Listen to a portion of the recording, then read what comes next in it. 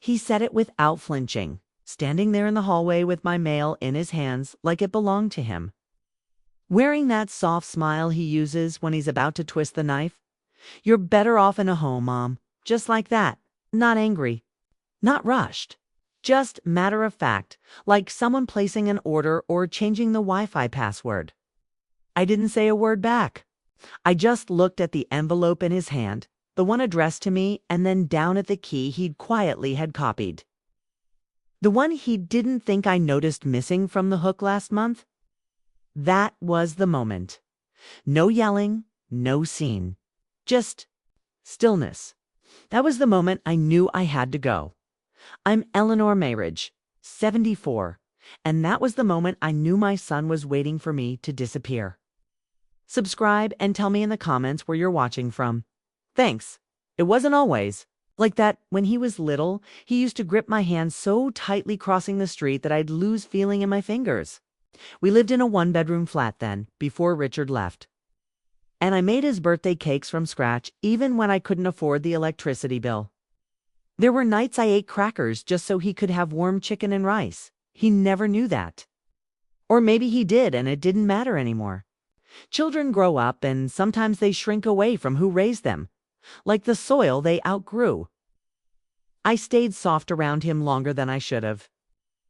I thought if I just kept showing up, loving him with everything I had, he'd remember. His wife never liked me. From the beginning, there was a look in her eyes, the kind that measured and dismissed in the same breath. I don't say that lightly. I tried. I smiled through those first cold holidays at their house, even when they seated me at the end like an afterthought. I stayed quiet when she corrected the way I folded napkins or raised her voice if I picked up the baby too long. I told myself it was just stress or new motherhood or youth. But it wasn't. It was me. I was inconvenient. And my son, my only boy, chose ease over honesty. When I sold my old house and moved closer to them, I thought I was doing the right thing. I even used part of the sale to help them with a down payment. That part was never spoken of again.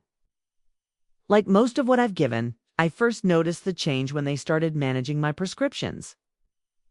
At first, it was little things. My refill, being picked up before I could get to it, appointments being scheduled without asking me. Then came the lawyer. They said it was just precautionary, a power of attorney, nothing urgent, just in case. I signed it because I trusted them. That's on me. I should have read more closely. But I was tired, and it was after the fall, and I thought they were helping. Then I saw the house. It's a beautiful brick colonial on Ashcroft Drive. I found the listing on her laptop when I was babysitting the twins. It's their dream home, the listing said. It's 4 bedrooms, newly renovated kitchen, open plan, living. My name was on the mock-up mortgage forms, tucked in a folder labeled Mom's Move-In Timeline. But the address wasn't mine. It wasn't going to be mine. It was for them. I was the means to an end. The cosigner, the down payment. The afterthought? I didn't cry. I didn't confront them. I just stood there in their kitchen, holding a picture of a house I wasn't invited into. And I made a quiet decision. If I was better off in a home, I'd decide which one. And it wouldn't have room for them. Before I became the woman with a packed suitcase in the back of a cab, I was just a mother with a full fridge and an open door. My name on the mailbox, soft towels folded in the hallway, a casserole in the freezer just in case they dropped by. I spent most of my life preparing for visitors who rarely came. They said they were busy. Work, school, the twin swim lessons. I understood. I always did. My name is Eleanor Marriage. I was born in 1950. The third daughter in a line of quiet women who knew how to scrub a floor and swallow a heartbreak. I married Richard when I was 22. We met in a library of all places. He said I had kind eyes. He left after 22 years. Said I had become a stranger. The irony didn't miss me. By then, I had Daniel. My whole world condensed into a chubby-cheeked boy with a cowlick and a love for dinosaurs. He was 5 when his father moved out. 7 when I sold my wedding ring to keep the heat on. 12 when he asked me very seriously if I was happy. I told him I was. I lied. I raised him on my own. never complained. I worked part-time at the school cafeteria and cleaned offices at night. Was tired all the time, but I made sure he never saw it. I cheered at every soccer game, even when he sat the whole time on the bench. I clapped until my hands hurt. I thought that meant something. When he got his scholarship, I cried in the parking lot of the Staples where we picked up his dorm supplies. He didn't see that either. I bought extra long sheets and reminded him to call. I sent care packages. I tucked 20s in his coat pocket. I waited by the phone like it was 1957. Most days, it didn't ring. But when it did, I smiled like it had never been silent. He met her junior year. She was polished and beautiful and never called me by name. Just your mom. She had a way of looking through me. The first time I visited them, she served takeout on real plates and apologized for the mess, though the house looked like a catalog. I brought a lemon cake. She said she didn't eat sugar. I didn't touch it either. The wedding was small. They said it would be easier. I wore a blue dress and sat alone for most of it. Her mother gave a toast that mentioned family, legacy, tradition. I wasn't mentioned. I remember folding my hands in my lap, smiling too hard, pretending I didn't. Notice, when the twins were born, I knitted sweaters in soft green wool. I never saw them wear them. They had onesies from France and a nursery that looked like a showroom. I was allowed to hold them when prompted, always with a clock running. They called me when they needed a sitter when their nanny was out. When they had plans and needed someone old and quiet in the background, I was happy to help. I told myself that was enough. I clapped for scraps. That's what we do when we love people who don't notice us anymore. The house I lived in was the last thing I had that was truly mine. Bought after years of saving. Modest, a little creaky. But the garden bloomed each spring like clockwork, and the attic smelled of cedar and old photos. When I sold it, they called me impulsive. Said it was foolish to let go of something so stable. But they took the check, used it to update their kitchen, said thank you like it cost them something. They offered me the in-law suite above their garage. It's just until we found a place better suited for you, Mom. I tried to make it home. Put up curtains, brought my teacups, but it never felt right. The walls were thin, and the thermostat was always just below comfortable. I heard their arguments. Heard her say I don't want her here when the twins start school. Heard him sigh and agree. It didn't defend me. Not once. I stayed quiet. Took their leftovers with a thank you. Babysat when asked. Smiled when the twins forgot to say goodbye. When they forgot my birthday. When my name became something passed over like salt at dinner, I told myself it was just a season. That they'd remember eventually, but they didn't. And when I saw that house on Ashcroft Drive, the one they wanted, the one they thought I'd help pay for, I understood exactly where I stood. A name on a dotted line. A resource. A burden. Better off in a home. I thought about my mother then, about how she used to hum when she cooked, even when no one listened, about how she died in a facility with a number instead of a name. No one deserves to be erased that way, not even quietly. So I made a list. My name, my accounts, the lawyer I'd once met through a friend. I called the bank. I requested paper statements. I sat in the dark of that garage apartment and looked at everything I had left, and I decided that it was mine, not theirs. Not anymore. I wouldn't fight. I wouldn't beg. I wouldn't shout, but I would leave, and I would take everything that belonged to me with me. To be continued in Part 3. Let me know if you'd like me to continue with Part 3, The Betrayal Revealed. The betrayal wasn't loud. It never is. Not really. Not when it comes from the people you've carried in your body or your heart. It creeps in on quiet feet, wearing the clothes of concern, sits beside you on the couch, smiling as it tucks. The knife deeper, I found the papers in a manila envelope under the stack of mail they left by my door. They'd been sloppy or maybe just confident I wouldn't notice. It was marked final approval, their names at the top. My name in the middle. A note from the bank saying the cosigner had sufficient retirement assets. I held it in my lap. For a long time. It's a smell of printer ink and betrayal. They had applied for a loan in my name, used the power of attorney I'd signed after my fall, the one I thought was for emergencies only. Not to secure 5 bedrooms and a wraparound porch. They hadn't told me. They hadn't asked. And what hurt most was how ordinary it all looked. Just paperwork. Just checkboxes. Just forms filed on a Tuesday. No emotion. No hesitation. I sat with that envelope all night. Didn't eat. Didn't turn on the lights. I watched the numbers on the microwave clock blink forward while the rest of my life blinked back.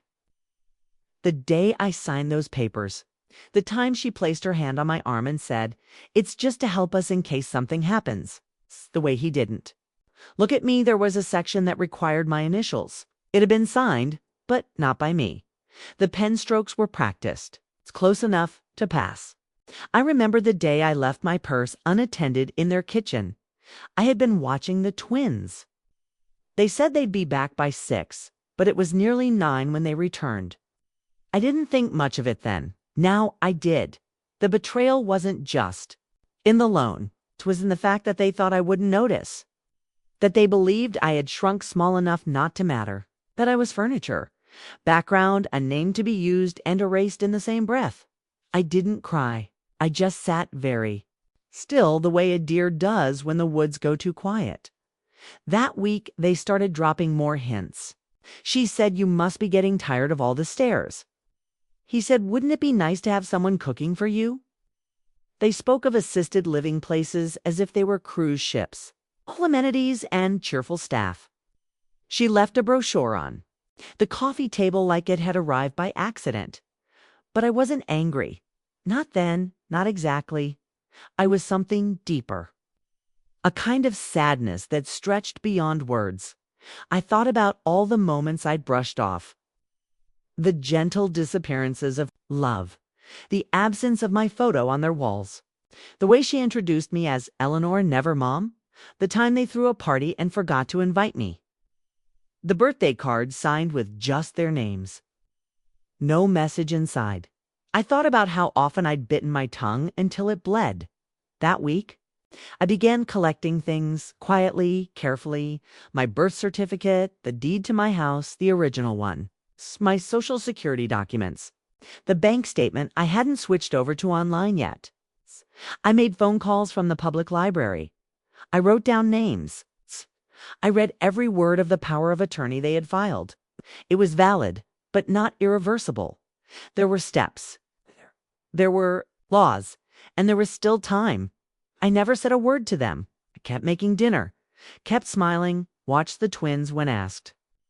Listened as she told me how stressful house hunting was. I nodded. I said I understood. I kept the manila envelope tucked. Beneath my mattress, one night he came into the garage apartment, said he had a bottle of wine and a proposal to talk over. His face was smooth, relaxed. He looked so much like his father when he wanted something. He said it would be best for everyone, Mom. You'd be in a beautiful place, and we could take care of everything. He smiled like he was doing me a kindness. I asked him what place. He said he'd show me. Said there were a few they were touring soon. Places with on-site nurses and community dining. I asked him who would be paying for it. He said not to worry. About that, and that's when I saw it. The flicker in his eyes, not guilt, not hesitation, just calculation. The same expression he had when he was 8 and figured out he could take cookies without asking. The look that said he'd already counted on my silence. I didn't argue, I just nodded, told him I appreciated his thoughtfulness. He left feeling victorious. He had no idea I had already made the call to the bank. Already filed the revocation form. Already opened a new account in a different name. The betrayal wasn't in what they did. It was in how little they thought of me while doing it. But I remembered everything. And had no intention of staying small. The morning I woke up and decided I would not be erased, there was nothing dramatic about it. No flash of lightning, no sudden shout in the mirror. The sound of the twins laughing downstairs and the faint clink of her glass in the sink. I sat up slowly, like always. Let my feet find the floor. Oh, the rug was thinning beneath the dresser. I noticed that 4 The first time in years. Funny, the things you see once you stop waiting to be seen. I didn't eat breakfast. Okay, I pulled out my little notebook instead. The brown one I used to keep shopping lists in back when I had a house to shop for. I flipped past old notes, recipes, scribbled in shorthand, a child's drawing I'd kept folded between pages. I started a new list. Title, What is Still Mine? My full legal name. My date of birth. The account they didn't know about. Key I never gave back to my old neighbor. Stories only I remember. I wrote slowly, each word like a thread being stitched back into me. I didn't cry. I hadn't for a while by then. There's a kind of grief that makes tears feel too generous. You just go quiet inside. It's like a room with the lights off and the curtains drawn. I stayed in that room for years. That morning, I cracked a window. I'd already revoked the power of attorney, filed it in person a week before. The clerk was kind. Didn't say much, but slid the stamped copy back to me with both hands, gently, like it was something sacred. Maybe it was. I remember stepping out into the parking lot and just standing there in the cold, holding that piece of paper like it. Was a spine I hadn't realized I still had? No one called. No one noticed Dot back in the garage apartment? I started gathering. Not things. Not heirlooms or photo albums. Most of those were boxed and buried long ago. What I collected were threads. Of myself. I wrote down every address I'd ever lived at. Every job I ever held. Every time I said yes when I should have said no. I made a quiet accounting. I started preparing my exit, not with a suitcase, but with a file folder. I ordered a new phone. A basic one, prepaid. I used the library address for shipping. I opened a new email. I wrote down the passwords in a lined notebook and tucked it into my coat pocket. Every task I completed was a sentence I wanted to say but never did. I will not be moved like furniture. I am not your liability. I'm not disappearing quietly. You don't get to write the ending. They thought they were planning my future. All. The while I was slipping out of their grasp like fog through a screen door, I changed the mailing address on my pension. Moved what little I had into an account under my birth name, Eleanor Rose Akins, before I took Richard's last name. It felt good writing it again. Like meeting someone I once loved and had forgotten. At night, I started walking. Down quiet streets behind rows of houses with their lights glowing from inside. Sometimes I looked in, just for a moment, not to intrude, just to witness. To remind myself that life still held warmth. That not everyone forgets who tucked them in. I made lists in my head as I walked. Names I would never say again. Okay? Meals I would never cook for people who couldn't be bothered to remember what I liked. Words I would no longer swallow. I will never explain myself again to someone who's already decided I don't matter. The hardest part was pretending nothing had changed. She asked me to babysit twice that week. I said yes. I smiled. I folded their tiny shirts, their little socks. The twins are beautiful, innocent. They don't know yet what it feels like to be unwanted. I pray they never do. That last day I left them a note. For the children, not for her.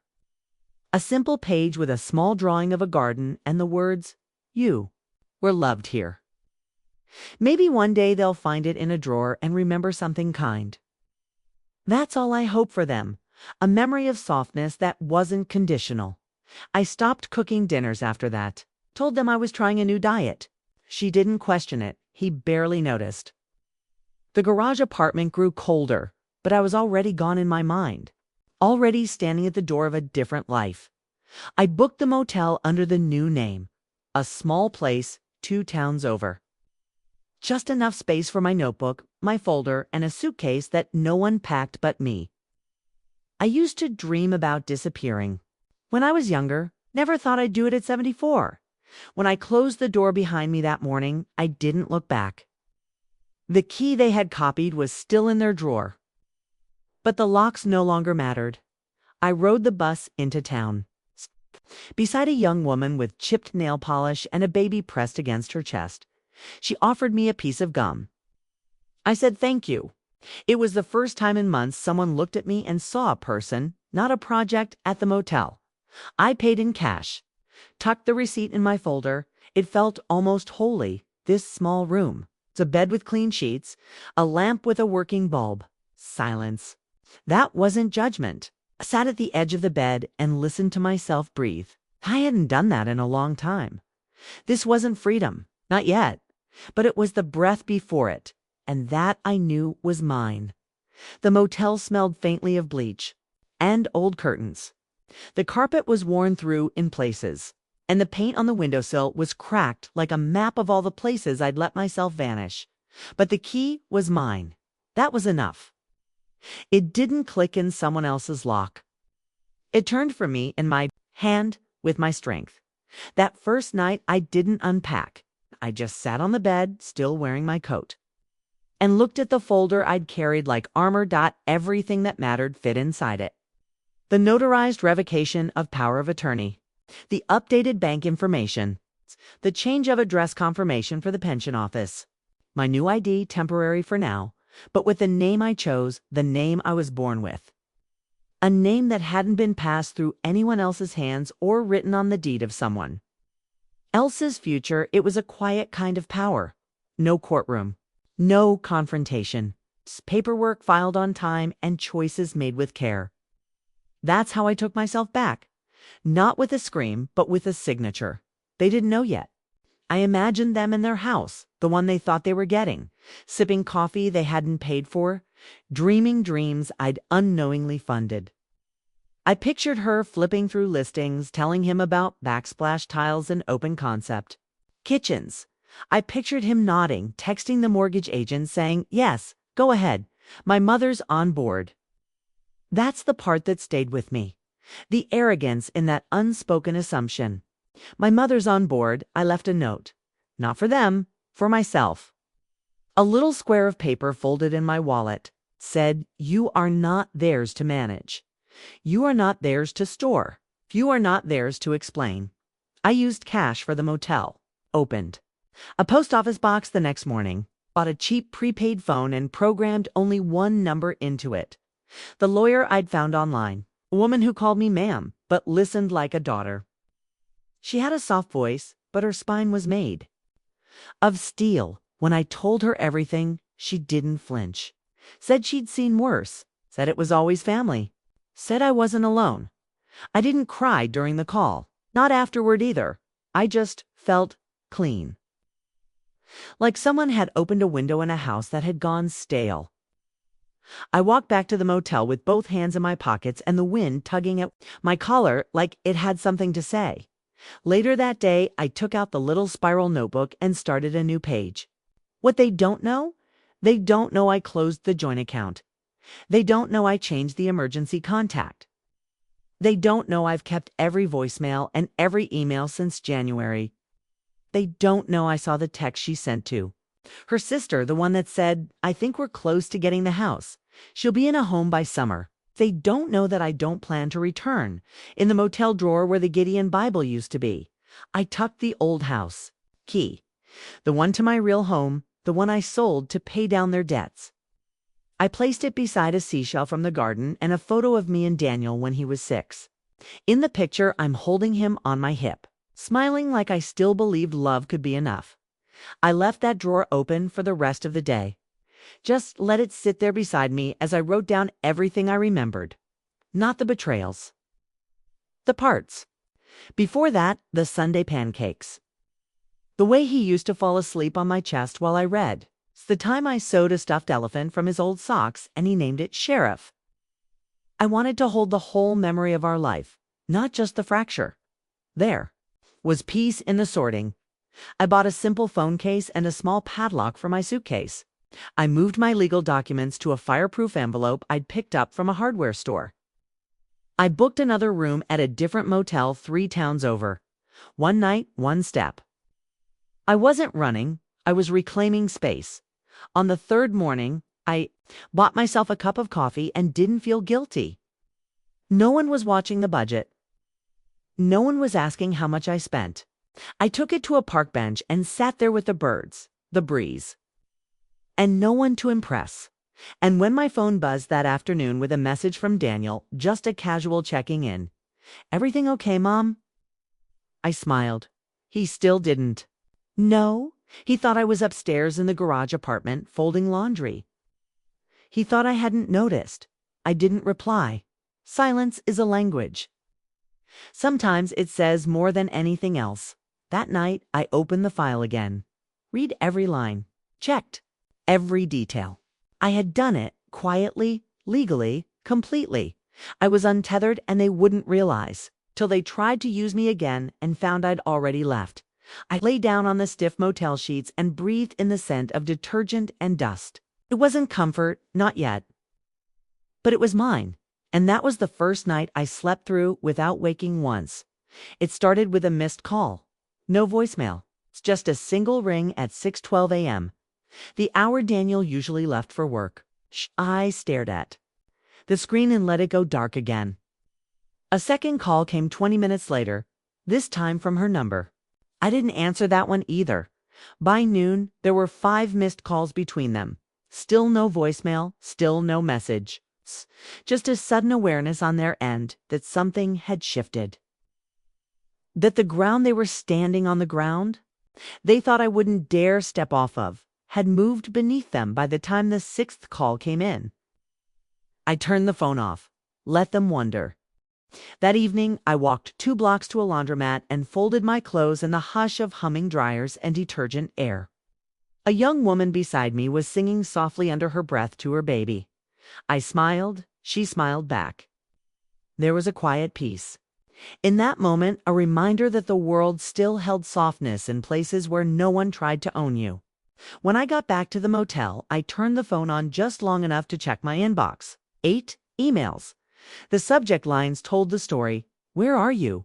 Call me. We need to talk." "There's an issue with the loan. Did you change the account?" That last one made me close the laptop and push it away like it had burned my hands. I sat still for a while, staring at the night outside my small window. The moon looked half-earsed. I knew that feeling. They'd spoken to the bank by then, learned that I had rescinded power of attorney, that I had removed my name from the joint accounts, that the co-signer they had counted on had vanished legally, quietly, without fanfare, and now the deal they were so certain of was crumbling around them. I imagined her pacing their kitchen, jaw tight, accusing him of mismanaging it. I imagined him defensive, confused, checking the emails again, trying to reach me like a man digging for water in a desert he never respected. But I didn't respond. They had always counted on my silence. Now I gave it to them, completely. By day 3. The voicemails started coming. I listened to the first 2, just once. "Mom, hey, it's Daniel. Just wondering if you're all right. We haven't heard from you. Call me, okay?" Then her voice brittle and forced - sweet. "Eleanor. Listen, there seems to be some sort of mix-up. The mortgage office is saying something's changed. Just let us know what's going on. We can figure it out together. Together." That word made me laugh. Not out loud, but that quiet kind of laugh that never reaches your throat. The only together they ever wanted was on paper, when I was useful, when I made things easier. She called twice more the next day. Her voice less smooth, more clipped. "I don't know what game you're playing, but this affects everyone. You're not being fair. As if fairness had ever been part of the equation. As if being maneuvered out of your own name and body was somehow even. On the 5th day, Daniel finally left something honest. "Mom, I'm not going to lie. I'm frustrated. I thought we had an understanding. This wasn't just about us.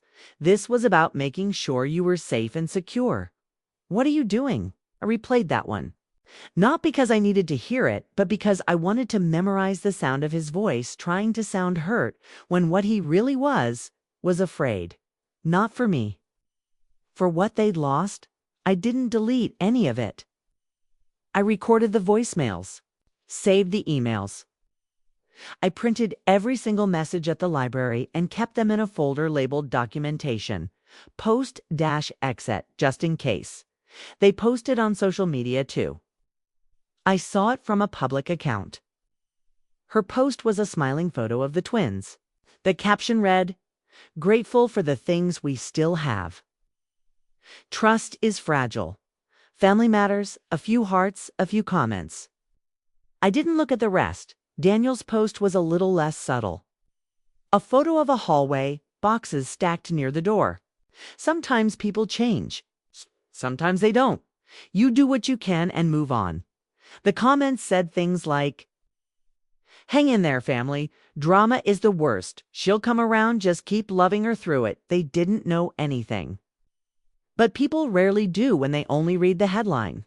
One comment said elder abuse works both ways, and that one made me sit back and stare at the screen for a long time. It's funny how people jump to defend the young and shiny, the ones with the Instagram-worthy grief. No one asks what it takes to erase a mother, to turn her into a signature on a loan. That week, I checked into a new motel. I paid 2 weeks in advance, cash.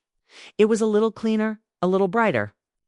I bought a plant from a roadside stand, set it on the nightstand. Something living, something mine. They stopped calling after day 10. The silence wasn't painful. It was air, and that's when I knew the panic had finally settled into shame. Not apology, not yet, but shame. A door had closed behind them. They just hadn't realized yet that it no longer had a doorknob on their side. I found the library by accident. It was tucked behind a grocery store with cracked windows and sun-faded signs. The kind of place people pass without seeing. I liked that. It felt right inside. It smelled of old paper and warm dust. A woman at the front desk smiled at me like I belonged there. Her name tag said Ruth. She had soft white hair pulled back in a braid and a voice like something from before all of this, calm, unfussed, not in a hurry. She didn't ask where I was from. She didn't ask anything at all. She just slid a library card application across the desk and handed me a pen that didn't wobble or run dry. That was the first kindness I'd received in months that didn't have strings. I started going there every morning, sat in the same spot near the window, read old newspapers, checked emails, though there were fewer now. Ruth would wave when I came in, sometimes leave a book on the table near me she thought I might like. One day, it was a memoir by a woman who'd walked across Spain alone. Another time, it was a cookbook with hand-drawn illustrations. I never asked how she knew what I needed.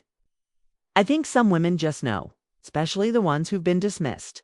I told her my name was Rose. That was true. In a way, it's my middle name.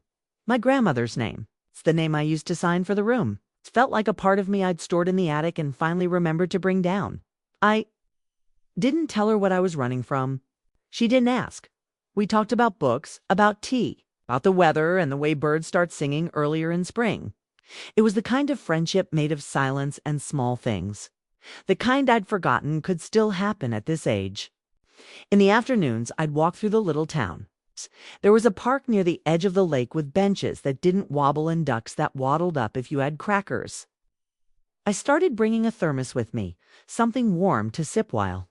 I watched the water ripple like it was remembering its own story. The motel staff stopped looking at me like I was temporary.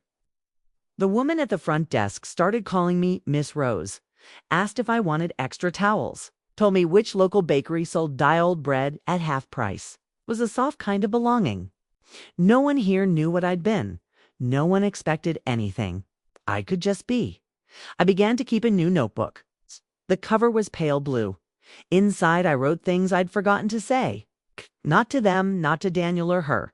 To the version of me that stayed quiet for so long. I wrote, "You deserve more than leftovers. You were never supposed to be grateful for being tolerated. Your voice was not a burden." Each line felt like sweeping a little dust off my soul. I kept that notebook beside the plant. The plant was still alive. I watered it every 3 days. Sometimes I'd whisper to it. Just nonsense, a joke, a line from a song I once liked.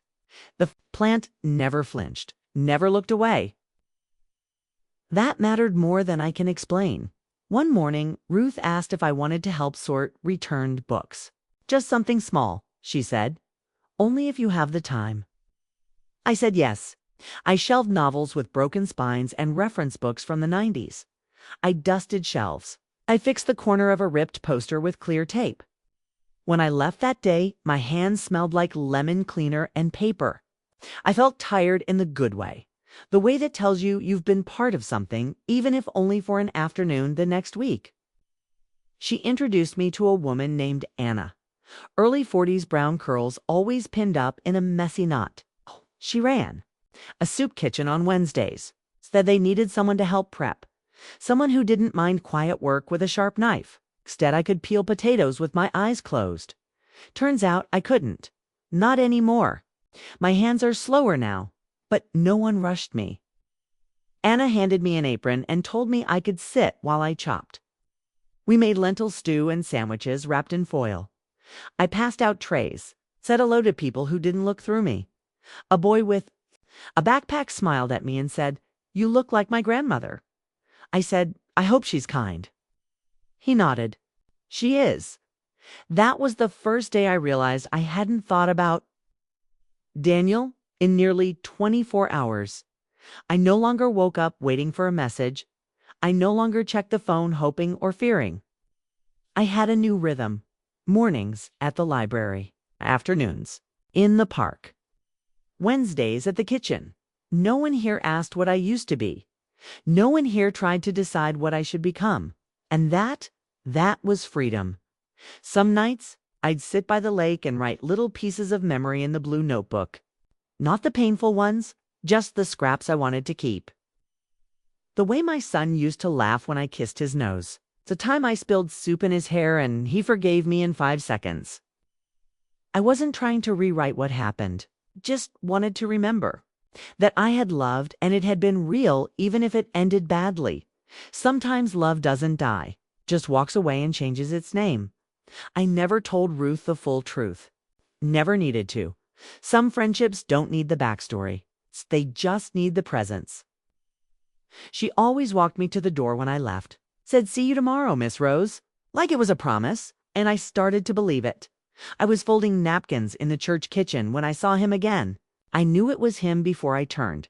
There's something in a child's footsteps. Even after 50 years, that never unhooks from the mother. I didn't turn around right away. I gave myself a breath, then 2. Then I finished the napkin in my hand. He said my name once, softly, like he wasn't sure which version of me would answer. I turned and looked at him. He looked tired. His shirt was wrinkled at the collar and his mouth twitched like he hadn't slept in a while. There were shadows under his eyes that hadn't been there before. I wondered, briefly, what she'd said when the deal fell through. When they realized I had meant it. He didn't ask how I was. He said, "I've been looking for you." I told him he'd found me. He smiled. But it didn't reach his eyes. He said, "You disappeared, Mom. You scared us. We didn't know where you were." I didn't correct him. I hadn't disappeared. I had just stopped answering to a version of myself that only existed in their convenience. And I didn't say scared wasn't the right word. What he felt was not fear. It was the tremor of losing control over something he thought he owned. He sat down across from me at the folding table. The soup kitchen buzzed behind us. Volunteers moving trays. Someone laughing. A door swinging open and shut. He looked around, like he couldn't understand how I'd ended up in a place like this. He said, "You don't have to do this. We can figure something out." I told him I already had. He looked at his hands for a long time, picked at a hangnail. His voice softened. When he finally spoke again, "She was wrong, about the house, about a lot of things." I should have said something. I nodded. "You should have." He flinched. Like he hadn't expected me to agree. He said, "We didn't mean to hurt you." And that was the moment I felt something inside me settle. Because "we didn't mean to" was the language of cowards. People who hope intention can wipe away impact. It can't. It never could. I said, "But you did." He looked down again, blinked fast, then he said something I didn't expect. "I miss you, Mom." That's when I realized how far I'd come. 'Cause I didn't say it back. I didn't rush to comfort him. I didn't reach across the table and pretend we hadn't both. Let go of the rope from opposite ends. I just sat there. Let the silence stretch. Let the truth breathe. He said, "We want you to come home." And I asked, "Who's home?" He didn't have an answer, so I told him the truth. I have one now. It has a key. That belongs only to me. A drawer with a notebook. A plant I haven't killed. A place where no one watches me with pity or pressure or plans. A place I chose. He asked if we could talk again, soon. Just start over. I didn't say no, but I didn't say yes either. I told him I had to get back to work. He stood, said he understood, said he'd call. I nodded. He walked out without touching me. That mattered. Maybe he knew I wasn't the same woman who used to sit in their kitchen with a casserole and a swallowed tongue. After he left, I sat still for a while. Let the noise of the kitchen rush back in. I picked up another napkin and folded it. Then another. Until the pile was even and neat. Later that night, I walked by the lake. The wind was cool on my face, and the sky was lit with stars that didn't need anyone to clap for them to shine. He had come. He had tried. But I wasn't standing at the door anymore. I was standing on my own ground. And for the first time in years, I didn't feel like apologizing for it. I live quietly now. Not in silence. Not that old, bitter silence I once swallowed to keep the peace. But the good kind. It's the kind you choose. The kind that wraps around you like a blanket after too many years of sitting out in the cold. The motel became a room in a boarding house. Ruth helped me find it. Said the woman who owned it was kind, didn't ask many questions, and liked tenants who paid on time and minded their own. I told her I was good at both. She smiled and said, "I know, it's just one room, but it's mine." Pale yellow curtains. A dresser I refinished with my own hands.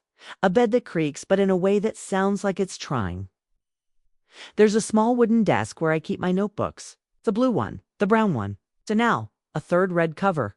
Gold spiral, still mostly blank. Waiting. I planted a row of herbs in a little windowsill box. Rosemary, thyme, a stubborn basil that leans toward the light like it's reaching for something it forgot. I water them each morning, talk to them sometimes. No one minds. There's a rhythm now. Mornings at the library. Afternoons helping at the kitchen. Sometimes Ruth and I have tea on Thursdays. She brings ginger snaps in a tin that once held buttons. We talk about books, about life, about nothing. The good kind of nothing. The kind that says you don't owe anyone a performance. Daniel texts sometimes. Not often. Just enough to remind me that I'm still in his mind, though maybe not the way he expected. His messages are short, careful, like he's writing to a version of me he doesn't quite know anymore. Maybe he isn't. Maybe he's writing to himself. To the boy who once sat on my lap and asked if heaven had Legos. I respond, sometimes when I feel like it. I don't give him access to the inside of my life anymore. Just the porch. Just the view. He asked if we could see each other again. I told him I was busy that week, and the week after. Said he understood. I don't think he does. Not fully. But he's beginning to feel the shape of the absence. Okay? The part of me he assumed would always be there, waiting, willing. Worn down. That part is gone. I never told them exactly where I live. I never said they couldn't find me either. But I think they know not to push now. Not because I threatened. Not because I yelled. But because I left and I stayed gone. That's the loudest thing I've ever done. I still think about the past. Bet differently now. I hold it gently, like glass. Not to forget it, I never could, but to keep it in its place, behind me. Beside me, never in front. There's a photo I kept from long ago. Just one. Daniel on a swing, arms out like wings, laughing into the sky. I don't look at it often. When I do, I don't think about the man he became. I just think about that moment. That joy. That light. I loved him then. I love him still. That love I've learned. Doesn't mean you owe someone your undoing. I walk by the lake most evenings. It's the same bench, the same ripple of water folding into itself. I sit with the sky. Let the day soften. Sometimes I bring a piece of bread for the ducks. Sometimes I bring nothing but myself. That's enough now. Last week, I opened the red notebook and wrote just 3 lines. I am not someone's burden. I am not someone's second thought.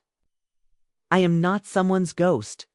It felt final in a way I hadn't expected, not angry, not triumphant. It's true. The kitchen's quieter now that the cold months have passed. Fewer coats to hang, more sunlight in the windows. Anna asked if I'd help plant a small garden out back, tomatoes maybe, and squash. I said I'd be happy to. She smiled and said, "You're strong for someone so gentle." I said, "I had to be. Sometimes I wonder if the hurt will ever vanish entirely. If I'll wake one morning and not remember the look on his face when he called me a liability." But maybe that's not the point. Maybe healing isn't forgetting. Maybe it's carrying your own name, steady and full, no matter who tried to shrink it. The plant on my windowsill bloomed this week. Small white flowers with soft green centers. I didn't know it would flower. I hadn't expected it to. It did quietly, without announcement. Like it had been waiting for the right time. I think I was 2. One of the girls at the kitchen drew me a picture. Crayon on printer paper. A house with smoke curling from the chimney and a woman standing beside a garden. She handed it to me without a word and went back to her sandwich. I folded it carefully and slipped it into my desk drawer. Later, I looked closer. The woman was smiling. And above her, in uneven handwriting, it said, "You live here." Yes, now I do this time. I decide who gets to call me anything else.